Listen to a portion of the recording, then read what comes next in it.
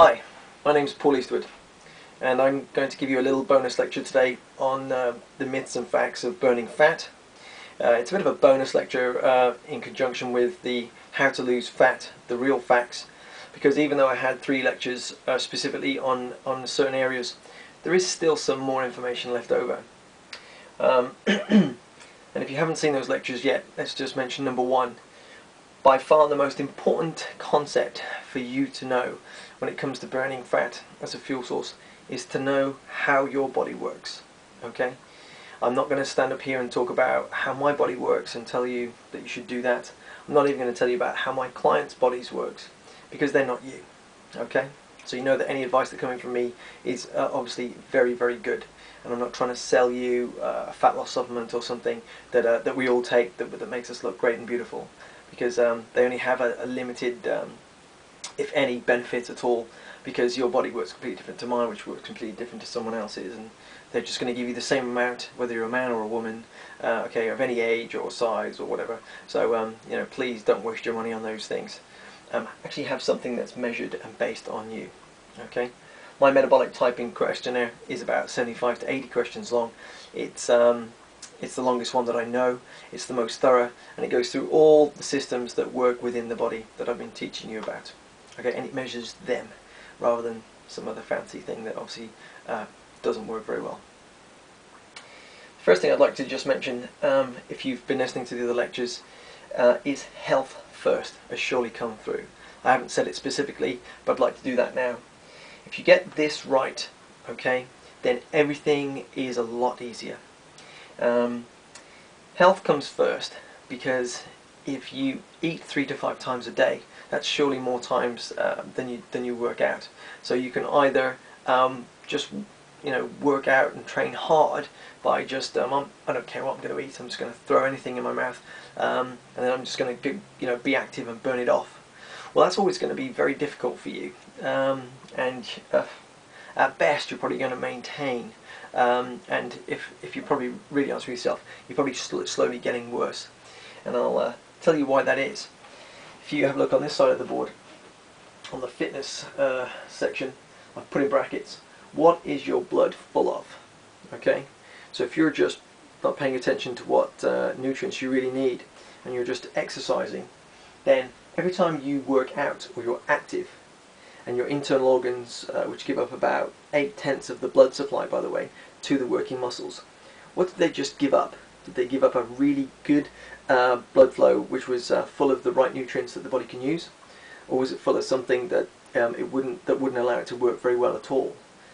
So if you're struggling to go to the gym, or when you get to the gym you feel tired, or you're so tired already that you can't even think about working out, then this is where you're going wrong.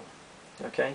If you do go to the gym, you'll see that the people that do have a very good body shape and have low body fat levels, they aren't beating themselves up. The people that are the people that don't know what they're doing. Okay?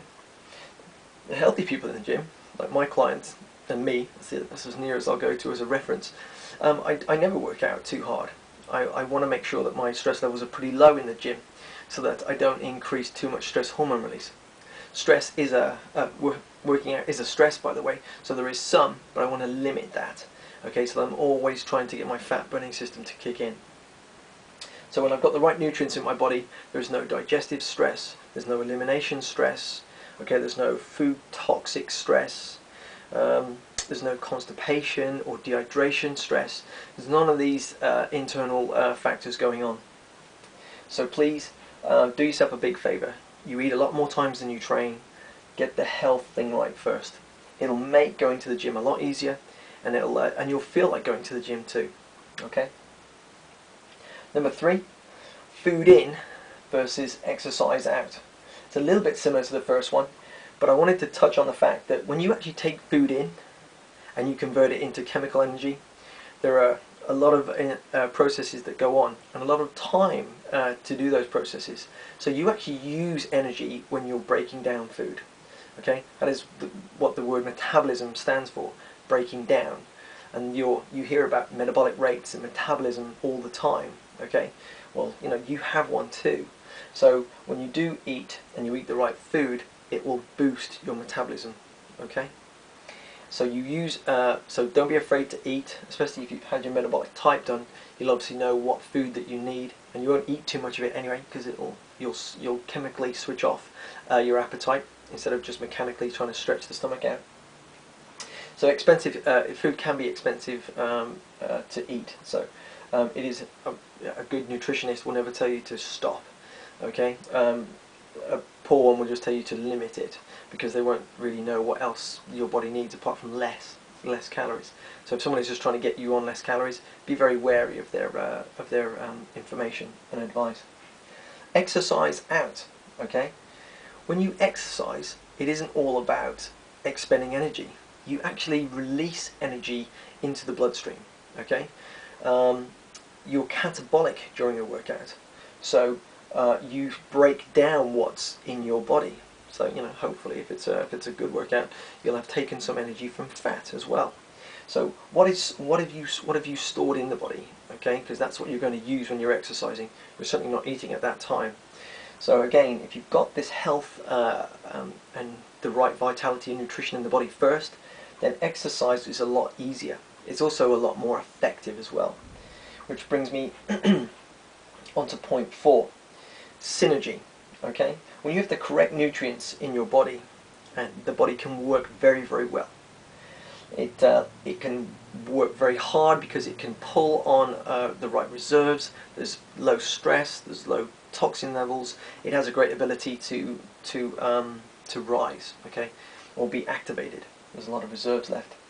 So you've got this greater ability here. This is multiplied, the synergistic effect, when you have the right exercises for your body and body type. Okay, if you're a marathon runner and you're doing rugby player type exercises, or you're a sportsman trying to do a marathon runner type exercises, then you realize that you're just stressing the body out, and you're using this much muscle fiber, and you have 3 different types. And if you know what yours is, you'll be have a great advantage. I obviously can tell you that have your metabolic type done. But if you're doing the right exercises for your muscle fiber type, or your body type as you tend to hear it as, then this will really greatly affect the amount of energy and calories and fat that you use. This can be further multiplied by the correct stress levels and rest and sleep-wake cycles within the body. Because I can tell you, after I've had your metabolic type done, what's going wrong in the body, what is stressing the body out, what you need more of, and how to lower your stress levels so that you can automatically switch on fat as fuel for burning more readily. So if you've got that right, you've got the right exercises and the right exercise type right for your body type, and the right nutrients in your body, this is a 3-way system that each one speeds up. Okay, if you did it the way around and you didn't have the right nutrients in the body, you're filling the muscles full of fuel that they don't really use very well or don't recognize. You're probably just you're overdoing cardio. I could talk forever about that.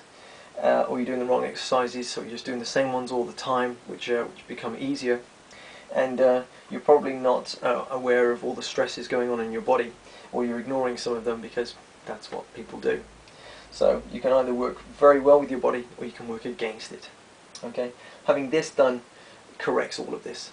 Okay, and last but not least, fat is a storage device, and I have mentioned that before. And going right back to the beginning, why are you storing fat?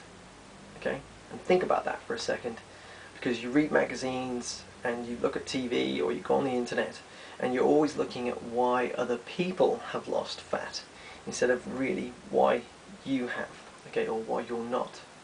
So here I am trying to go back to the source. Okay, I'm not trying to treat the symptoms of fat is involved with this, or fat is involved with that, or this is bad for you. Okay, I'm actually talking about you and finding out what works well for you. Because why are you storing fat? Once you've had this measured, okay, and it's gone through your complete genetic profile, I can tell you. I can tell you whether you need to spend more time here, or more time here, or probably a mixture of all 3, which is what it usually is. Okay, please go to the website companies.to/metabolic typing assessment. It's a free Facebook page, and you can get more information on this lecture and the others, and some of the other promotions that are coming up at any time. Thank you.